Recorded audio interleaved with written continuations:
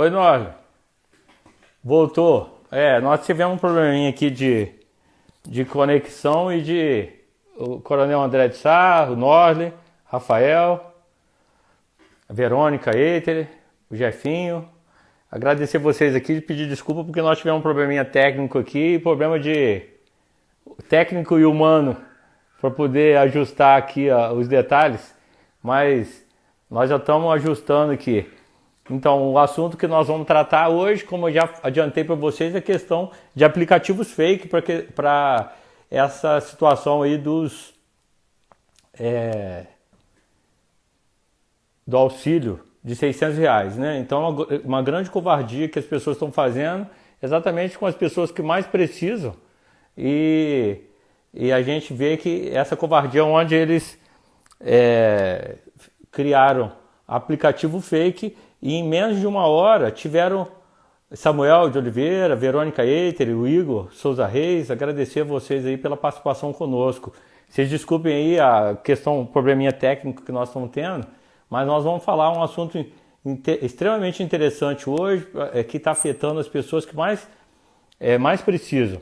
Nós vamos conseguir, acho que agora nós vamos conseguir aqui a conexão com o Coronel Praxedes.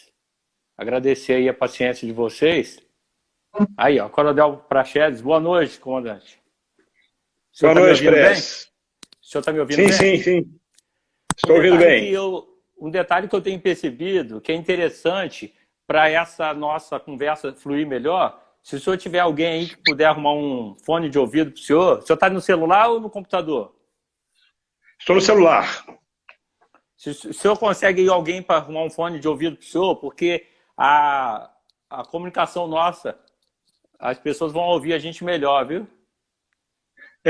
Meu áudio está bom? Tá bom. O áudio também aqui está ótimo, porque eu não tenho ninguém aqui agora. Eu teria que procurar ainda. Vamos desse jeito mesmo.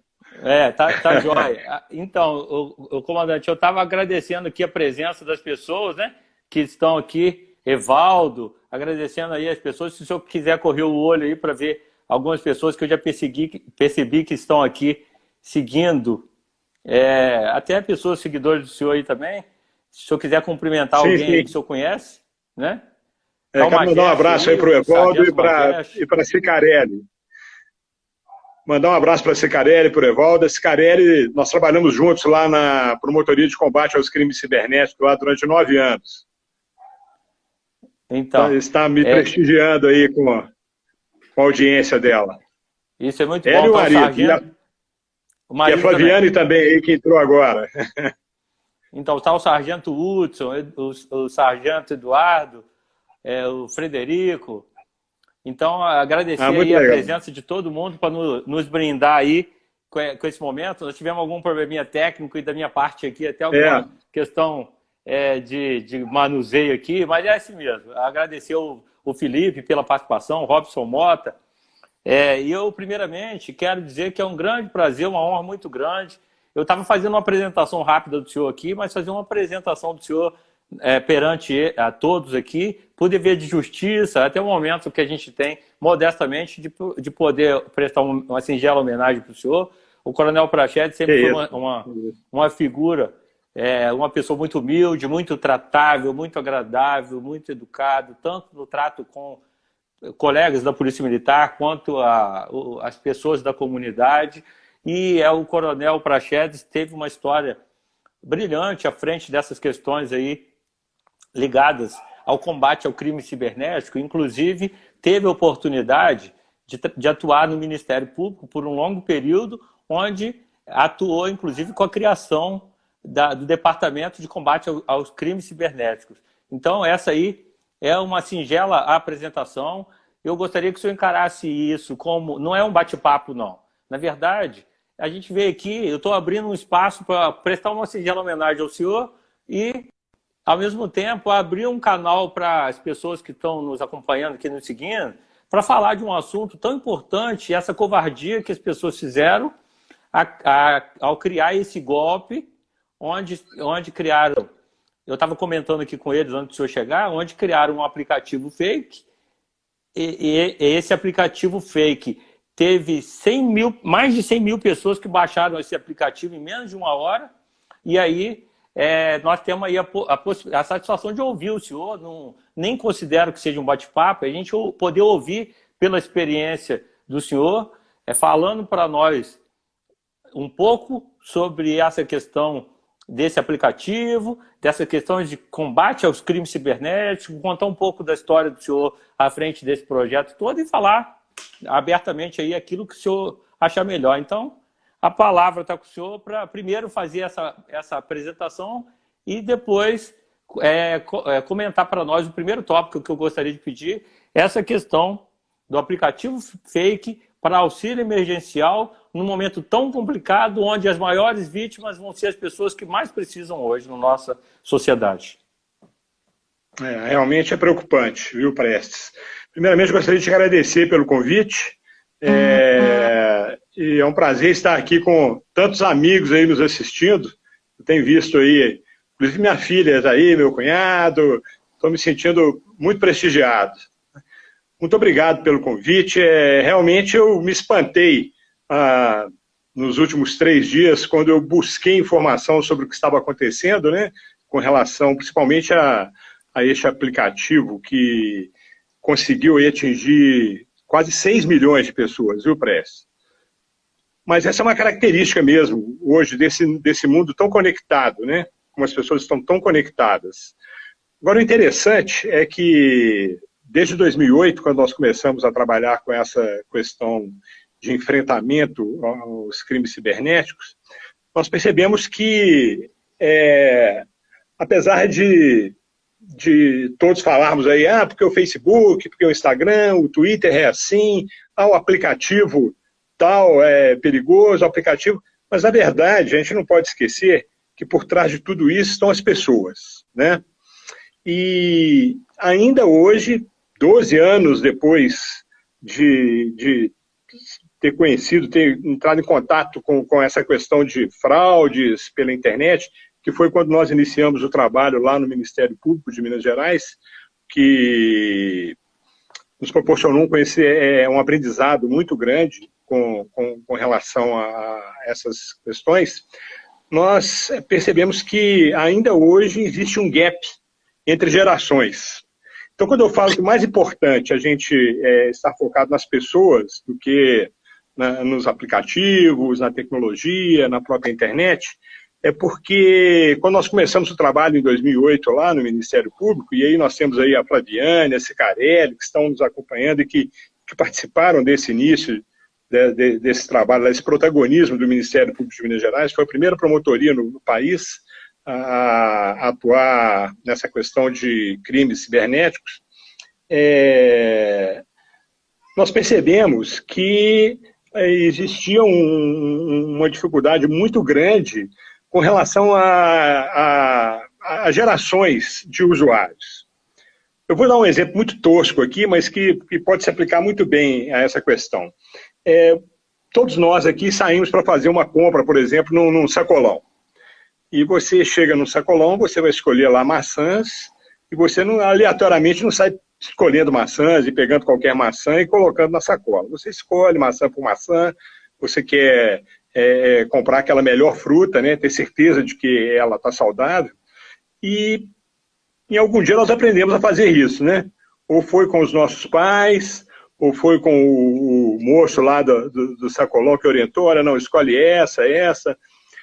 Nessa questão de sermos usuários de aplicativos, de estarmos muito conectados, nós percebemos lá no Ministério Público, isso depois de uma luta em glória, tentando exatamente focar em aplicativos, focar em sites falsos, em sites fraudulentos, nós percebemos que era uma luta em glória, que nós tínhamos que focar nas pessoas. Em 2008,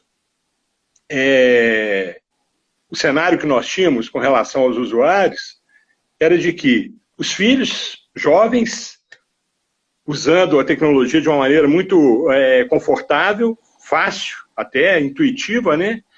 E os pais sem saber utilizar a mesma tecnologia. Então, aquela atividade que nos acompanhou já, sempre nos acompanhou há muitas gerações, que é o conhecimento, né, sendo passado de pais para filhos, dos mais velhos, dos mais novos. Isso não se aplicou muito nesse início dessa grande conexão na rede das pessoas.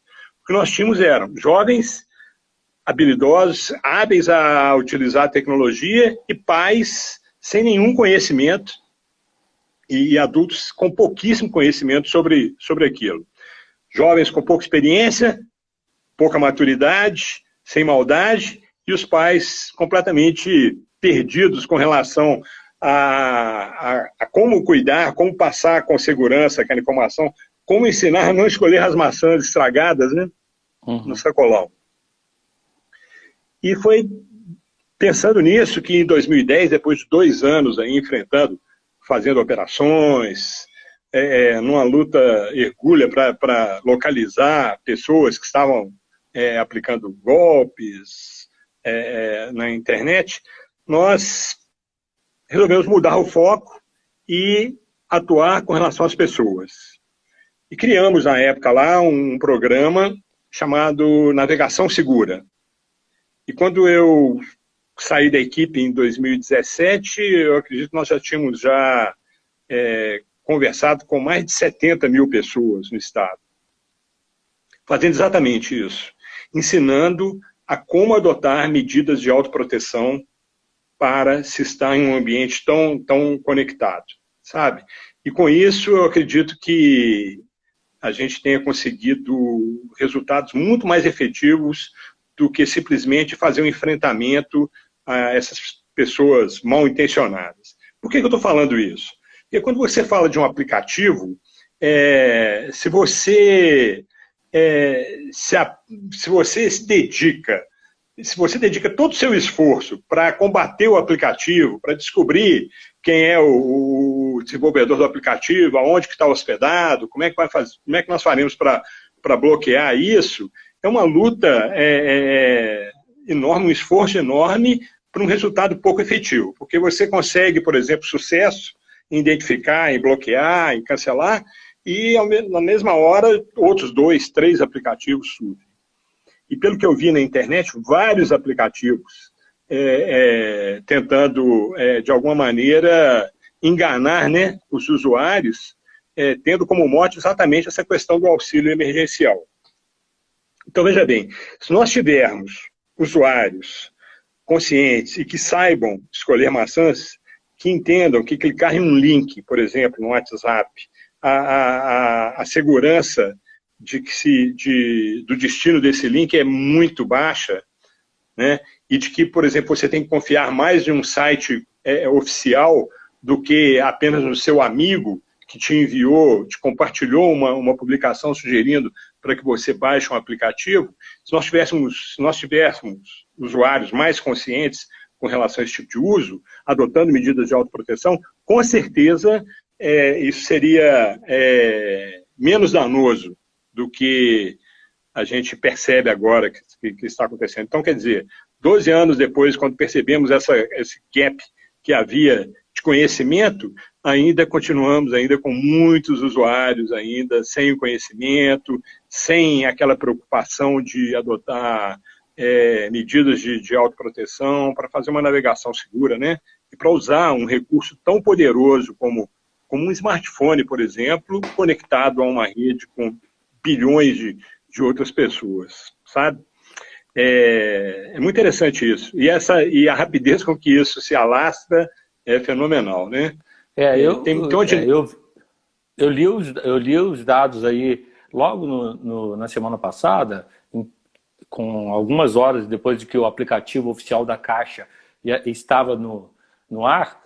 Igual eu falei com o senhor, eu fiquei espantado de saber que em menos de uma hora já tinham mais de 100 mil pessoas que já tinham baixado o aplicativo. O senhor tem dados aí, mais atuais inclusive, de quantas pessoas que já teriam, em tese, baixado esse aplicativo e compartilhado dados, né? É muito rápido e grandioso, sabe? Ele tem uma dinâmica muito parecida com os boatos na internet, esse tipo de golpe. Primeiro, eles têm que ser rápidos. Quanto mais rápido maior a possibilidade de se obter mais lucro, né, com o golpe.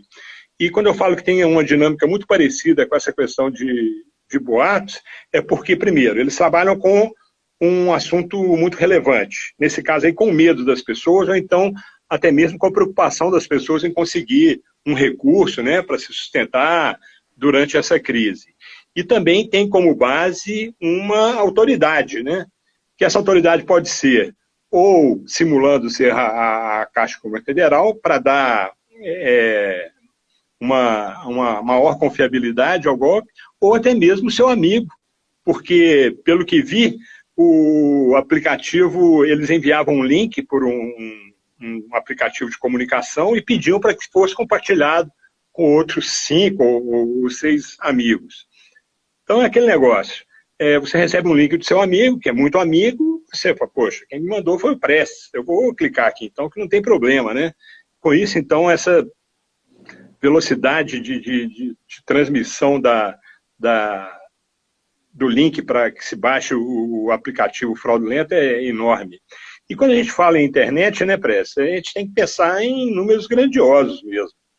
Eu estava vendo, fazendo uma consulta, parece loucura, mas o Brasil, hoje, estima-se que o Brasil tenha 230 milhões de smartphones. É uma coisa. É grandioso, né? E, com certeza, a maioria desses equipamentos está conectado à internet. Então, assim, quando você fala em 6 milhões de atingidos que receberam um link aí com o aplicativo fraudulento, você está falando em menos de 5% dos usuários. Mas, mesmo assim, são números grandiosos, né? Números grandiosos. É significativo, né? Agora, uma coisa, um detalhe que me chamou a atenção é o cuidado, assim, o cuidado e a estratégia que eles usam para falsear exatamente o aplicativo, né? Então, eu busquei algumas informações que a gente poderia compartilhar com as pessoas aqui, que, assim, pelas informações que eu tive, a melhor forma que tem da gente identificar é pelo avatar do aplicativo, que está ali logo na parte esquerda superior da tela, a hora que a gente vai baixar o aplicativo, o avatar tem uma diferença. O íconezinho, né? É, o ícone com relação ao ícone original da Caixa Econômica, né? E sim. É uma das formas, sim. Então, e outra coisa que no aplicativo oficial da Caixa tem lá o passo a passo para que as pessoas consigam entrar no aplicativo e fazer o seu cadastro da forma correta. Já nos aplicativos fake não tem o passo a passo didático ensinando as pessoas a fazer. Então, esses 2 fatores foi que eu pude perceber que são 2 fatores que possam fazer a diferença aí na hora da pessoa perceber essa questão da diferença, identificar entre o aplicativo fake e o verdadeiro. O senhor tem mais algo a acrescentar com relação ao endereço do aplicativo? É importante a fonte.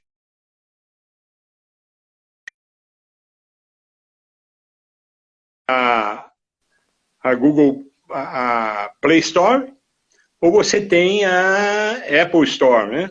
Acho que eles não desenvolveram para o Windows Store, não, só para essas duas, esses dois sites. Bom, você entra lá, então, na loja de aplicativos do Google, faz uma busca pelos aplicativos, auxílio emergencial, clica nele, e lá vai ter o nome do desenvolvedor. Então vai ter lá, Caixa Econômica Federal. A Google faz uma fiscalização dos aplicativos, inclusive desde do mês passado, que ela tem aumentado o rigor na fiscalização dos desenvolvedores, sabe? Que depositam aplicativos lá na Play Store para serem disponibilizados. Então você entra lá na Play Store, olha lá o nome do desenvolvedor, Caixa Econômica Federal, o próprio nome já é um link, onde você pode clicar lá e ele vai te remeter para a página do desenvolvedor com todos os aplicativos oficiais do desenvolvedor. Uma outra sugestão que eu dou que apesar de não ser segura, mas é importante também, é que as pessoas leiam as avaliações e as resenhas publicadas pelos próprios usuários. Essa é uma característica da internet. Ela existe uma autorregulação muito grande, feita pelos próprios usuários, sabe? Então, assim, quando alguém cai num golpe, se ele tiver um bom costume como usuário, ele vai denunciar isso. Ou ele vai comentar lá na resenha. O senhor podia explicar para o nosso pessoal onde que ele olha esse aí para que ele possa consultar esses relatos? Pois é, na própria página do aplicativo, quando você entra lá na Play Store, você vai rolando a tela, eu estou falando usando um smartphone, tá? Sim. Porque é onde a maioria dos usuários entrou no golpe lá. Então você rola a tela da página do aplicativo e lá embaixo vai ter as estrelinhas de avaliação, que é uma média das estrelas pontuadas por todos que baixaram aquele aplicativo. Você vai ver lá o número de downloads, você vai ver então as resenhas dos usuários sobre aquele aplicativo. Também, na mesma página, próximo ao ícone que você comentou, você vai perceber lá o nome do desenvolvedor, vai ter lá, Caixa Econômica Federal. Você clica lá nesse nome, que é um link, e você vai ser remetido para a página do desenvolvedor com todos os aplicativos oficiais. Então, assim, com relação a esse auxílio emergencial, o que eu sugiro? Receber algum link por WhatsApp, por e-mail, por Skype, por SMS, não cliquem em links. Não cliquem em links. Eu vou falar até sobre essa questão de links, que é com relação ao endereço, né? Que vem escrito lá naqueles links. Também que é importante a gente pontuar isso aí. Mas é necessário que você vá até a fonte, vá até o site da Caixa Econômica Federal, o site oficial, e para certificar que é o site oficial, ele tem que ter a terminação na URL, que é o endereço que você digita lá em cima no seu navegador, ele tem que ter a terminação gov.br. Se não tiver essa terminação gov.br, não é o site oficial da Caixa Econômica Federal. E os fraudadores são muito criativos, né?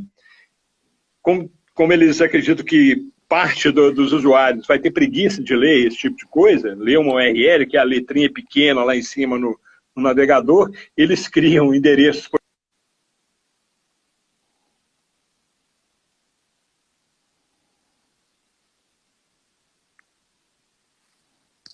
Parece que travou um pouquinho, né?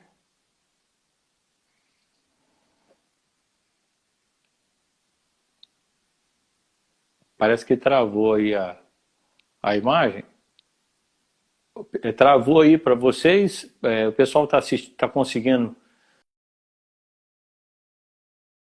para Sheds ou tá travado aí? Parece que travou lá a imagem do Coronel Prachedes.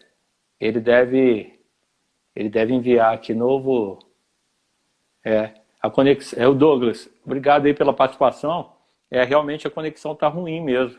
Mas a gente vai com calma aqui que eu acredito que ele vai enviar um novo convite aqui para que a gente possa continuar esse bate-papo aí tão interessante. O assunto que nós estamos tratando aqui é um assunto muito importante, a gente tem que ter um pouquinho de paciência para que a gente possa voltar. Samuel Oliveira, agradecer aí a sua participação conosco, o Douglas, o Edson, o Jefinho, o Vitor Jefferson Apolinário, agradecer a participação de vocês, pedir um pouquinho aí de paciência, porque acredito que daqui a pouco nós vamos ter aí de volta o Coronel Prachedes para falar conosco. O Douglas está falando conosco que a Google e o Facebook já soltou um alerta sobre o sobrecarregamento de servidor. Então, vamos ter um pouquinho de paciência, porque acredito que a gente já vai...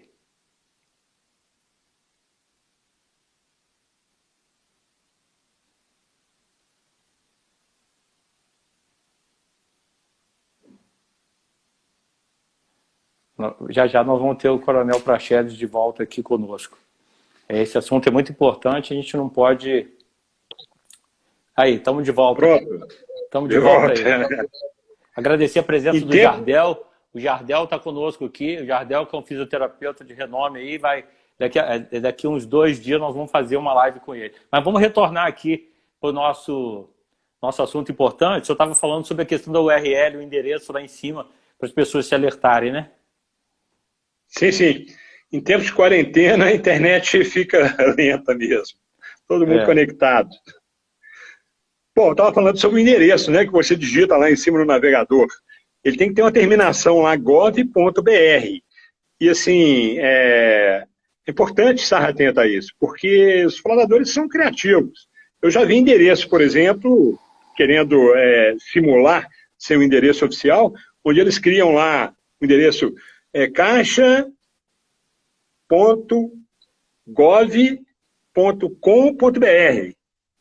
Então, quer dizer, a terminação, na realidade... Coloca o gov no lugar errado para confundir as pessoas, coloca, né? o gov lá, você dá uma passada de olhos assim e fala, não, é o site oficial, e entra no golpe. Então, é preciso estar atento, sabe? Nós temos que criar esse costume de estar atento. Eu sempre brinquei com minhas filhas, quando elas estavam se conectando, né, na rede, eu falava com elas, olha a síndrome do clique.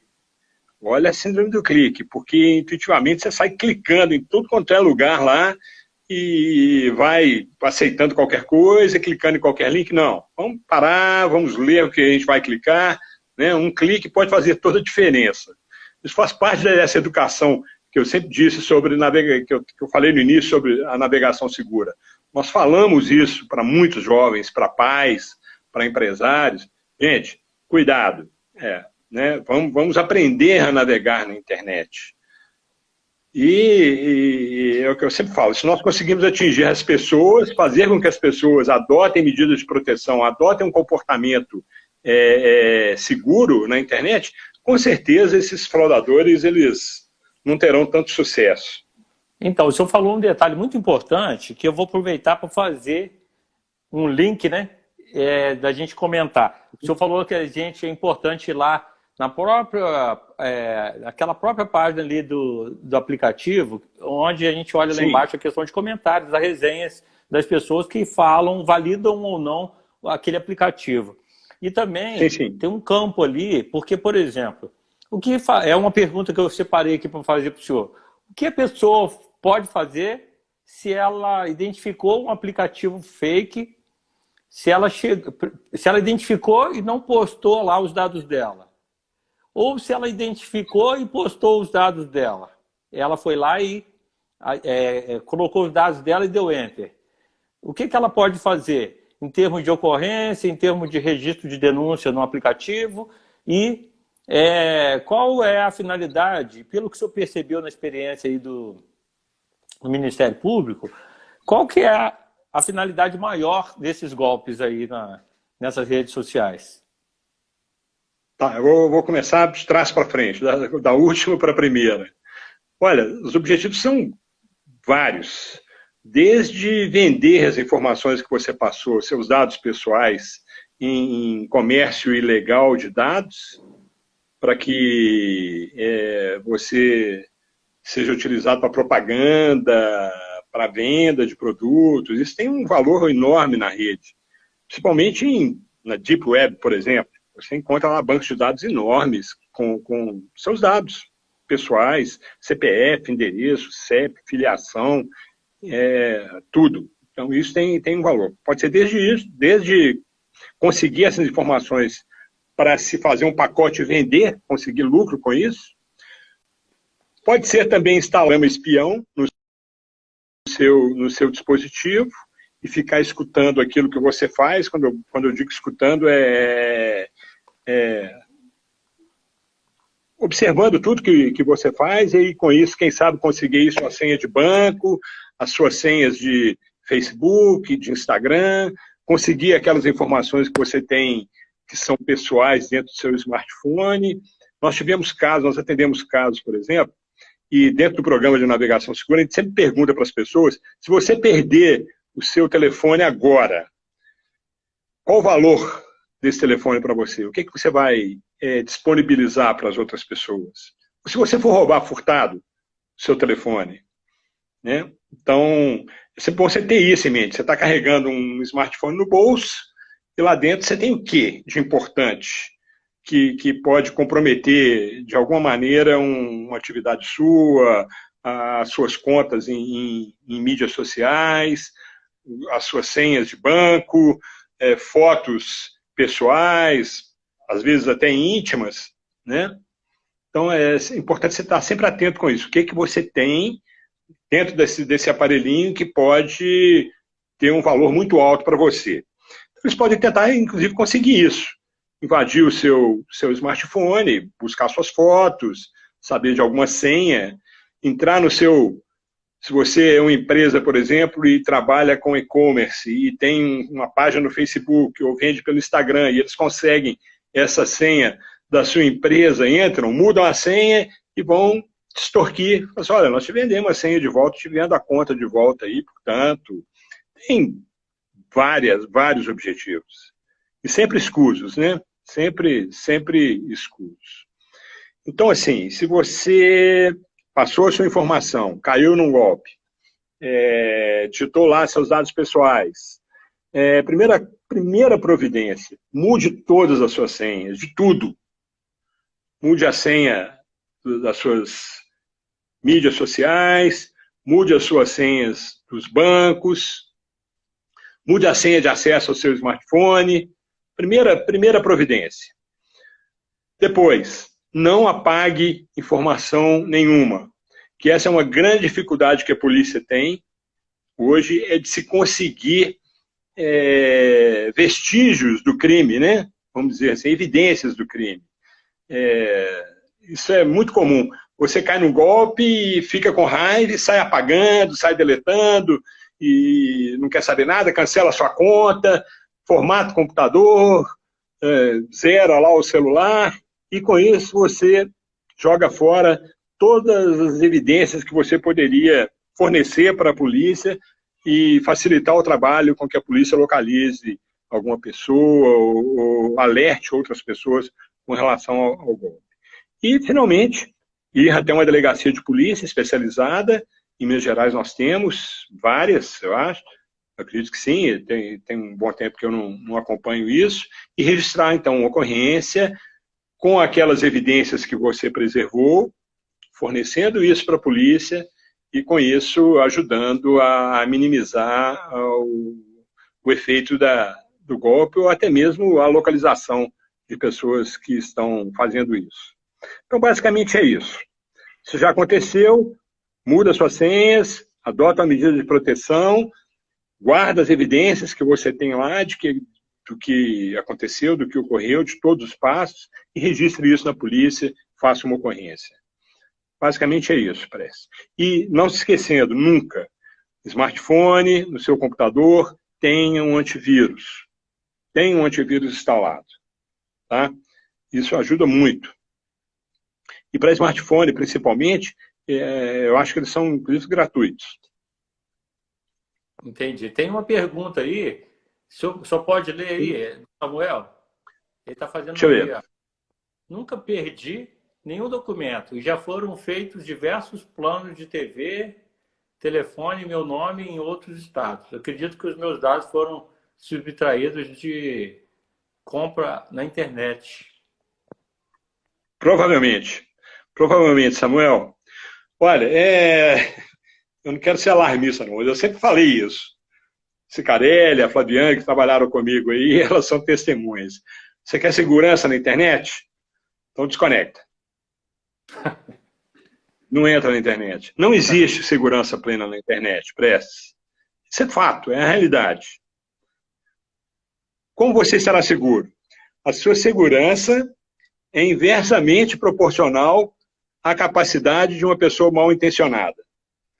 Se a pessoa mal intencionada for realmente competente, vai ser muito difícil você escapar. Infelizmente é isso. Tá? E mesmo que você não tenha perdido documentos, Samuel, mesmo que você não tenha fornecido esses dados, em algum momento seus dados estão em algum banco de dados na internet, e esses bancos de dados podem ter sido compartilhados, podem ter sido vendidos, podem ter sido furtados e comercializados ilegalmente em algum site. É muito complicado de se controlar isso, é muito difícil. E sempre dizendo, o elo fraco dessa corrente, dessa grande rede que nos conecta, somos nós, são as pessoas. E eu cito sempre como exemplo a NSA americana, que é a Agência de Segurança, onde se imagina que o nível de segurança lá seja o top no mundo. Bastou um Edward Snowden com um pendrive para jogar todo esse recurso de segurança no lixo. São sempre as pessoas.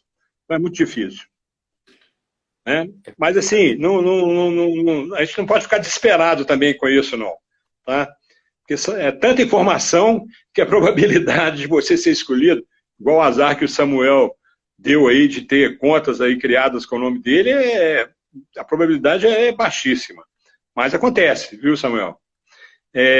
Mas, ainda assim, para você, é importante você estar sempre acompanhando, né? Isso aí, já que certamente os seus dados estão disponibilizados aí para pessoas mal intencionadas.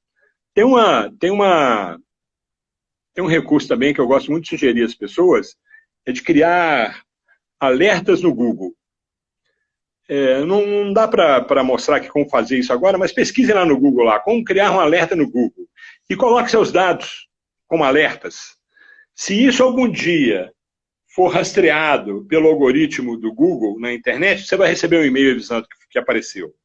O número da sua identidade, o número do seu CPF, o seu nome, o seu endereço. Criem alertas no Google e os alertas vão monitorar a rede, pelo menos que é rastreada pelo Google, vão monitorar para você aí e te avisar se tem alguma coisa acontecendo na rede aí envolvendo seu nome.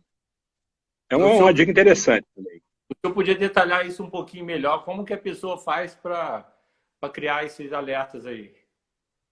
Pois eu nem vou me lembrar aqui de cabeça, mas pesquise no Google lá, alertas do Google. E ele vai ter lá a instrução certinha de como criar esses alertas.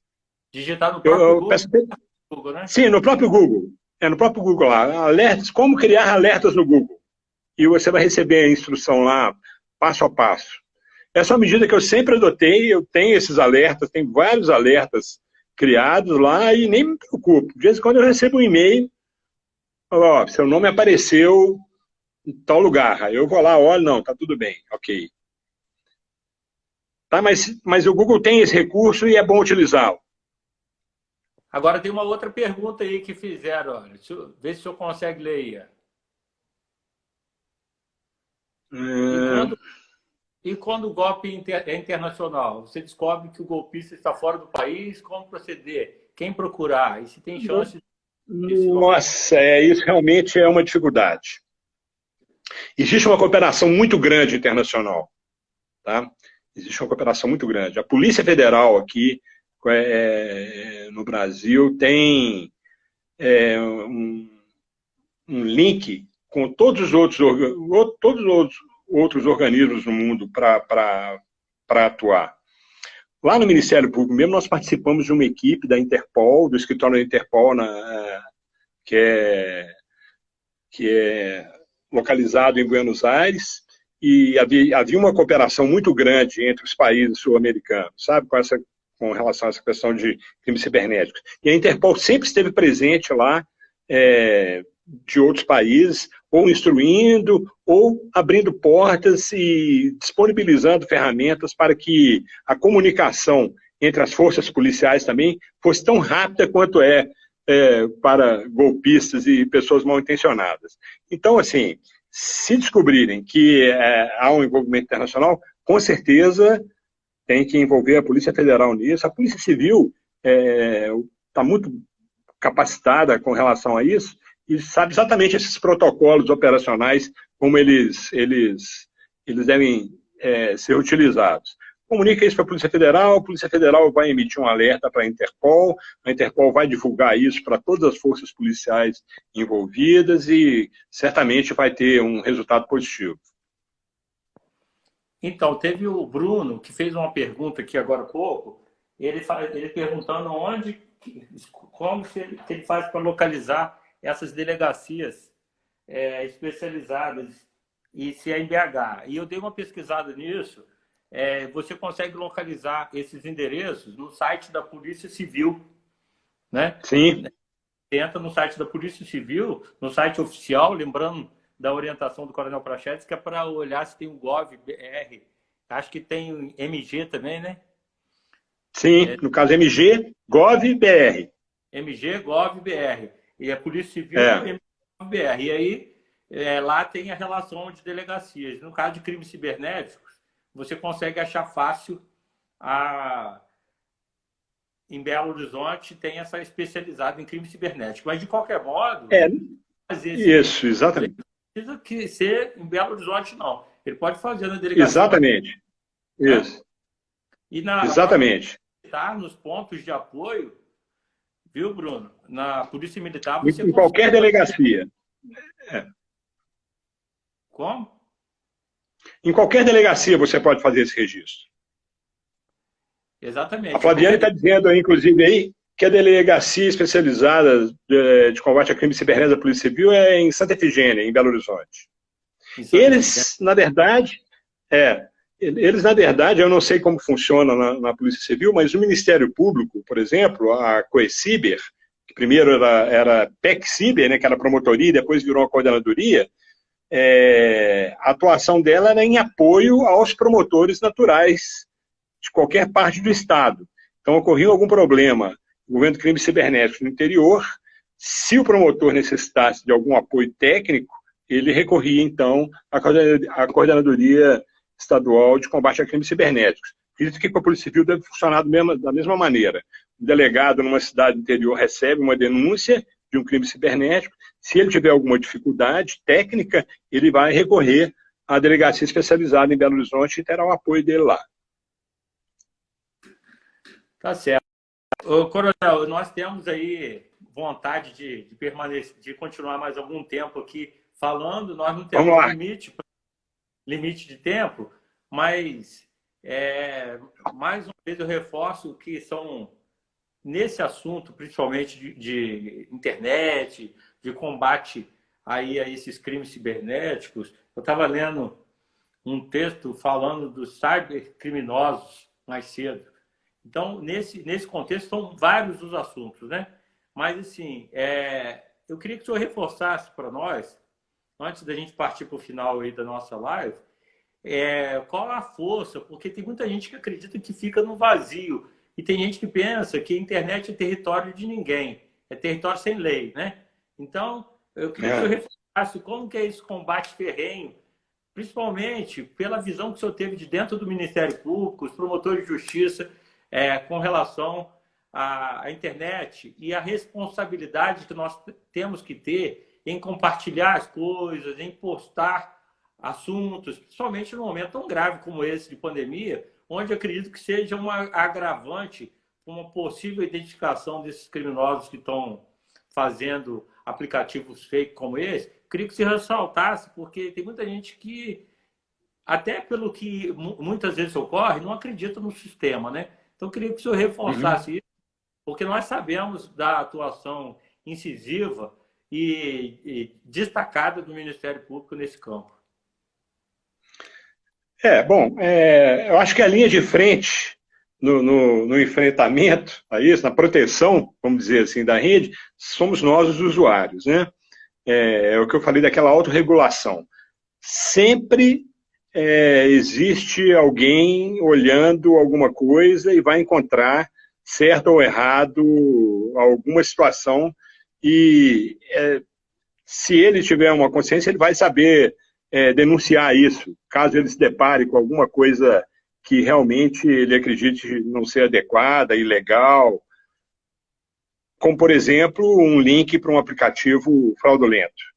Então, a própria rede, a linha de frente é o próprio usuário que vai deixar de compartilhar, que vai denunciar esse link para alguém e falar assim, olha, esse link aqui está levando para um aplicativo fraudulento. Então, e com isso também essa informação vai se espalhar.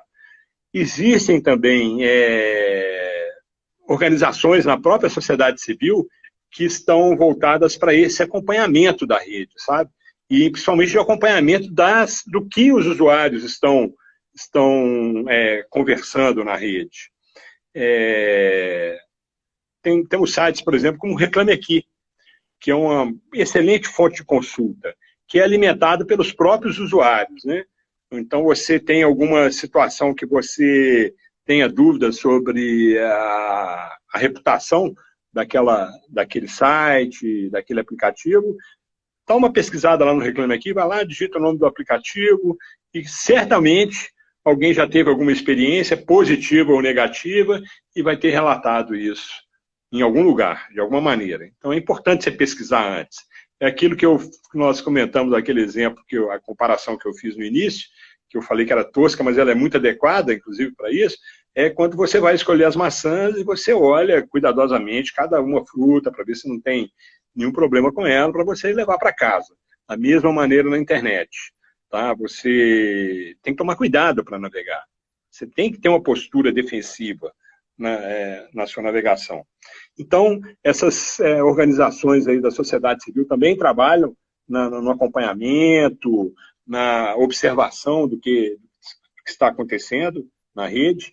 Eu sei de iniciativas acadêmicas muito interessantes, sabe? O meu cunhado está até nos assistindo aí, e ele conhece, o irmão dele, que é um dos desenvolvedores de um projeto interessante lá no UFMG, que se chama Observatório da Web, onde eles estão sempre atentos para qualquer coisa que fuja à normalidade, e certamente essa ferramenta está sendo usada com essa questão do coronavírus, porque todo mundo comenta, eu estou com febre, eu estou me sentindo mal a isso, e eles ficam atentos a isso e vão lá focar para entender o que está acontecendo. E também as forças policiais, nós temos aí a Polícia Civil, nós temos a própria Polícia Militar também, acompanhando, mídias sociais principalmente, né, tentando, não buscando, não é uma coisa reativa, é uma coisa muito preventiva, de ficar observando para ver se está tudo bem. E até a nível federal também, nós temos aí Polícia Federal, nós temos até as Forças Armadas também, estão sempre acompanhando isso. Eu sempre brinquei, eu fazia umas palestras e colocava alguns exemplos do Exército. A gente acha que é terra de ninguém, que ninguém está observando nada. Faça um comentário aí qualquer de brincadeira sobre alistamento militar, para você ver. Se em 10 minutos você não vai receber uma resposta do Exército. Eu colecionava esses comentários, alguém falava, nossa, que droga, amanhã eu tenho que ir lá me alistar no Exército, tomara que eu não pegue, tal. Aí 10 minutos depois aparecia lá o Exército Oficial lá, estamos te aguardando aqui, de braços abertos, tal. Então, assim, a rede é muito observada, sabe? Então, existe todo um esforço de pessoas de bem que ficam atentas com relação a qualquer desvio, e é papel de qualquer usuário isso aí. Receber um link no WhatsApp, guarda aquela informação, faz um print da tela, não clique no link, faça um print da tela que tem aquele endereço, envia isso para um amigo, se alguém conhecer, ele envia para um grupo, se alguém conhecer alguém que trabalha com crimes cibernéticos, aí, esse link está nos levando, nos remetendo para um aplicativo falso. Você vai estar contribuindo, de alguma maneira. Então é isso, sabe? Todos nós é que fazemos a rede mais segura, com certeza.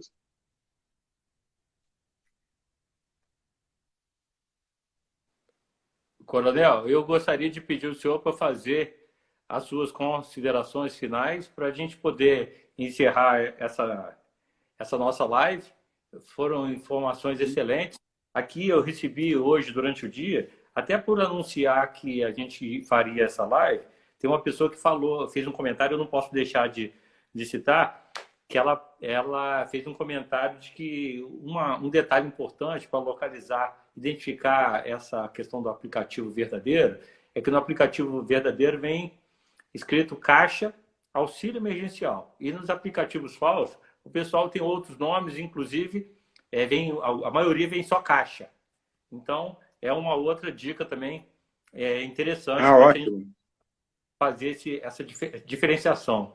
Agora, eu queria pedir para fazer as considerações finais e depois eu farei. Mas eu vou até inverter. Eu vou fazer minhas considerações finais e vou dar a primazia do senhor encerrar esse vídeo, porque eu gostaria, sinceramente, de trazer, igual nós trouxemos um assunto tão importante à tona, para a gente tirar algumas dúvidas de algumas pessoas, para que elas possam multiplicar para as pessoas que realmente precisam.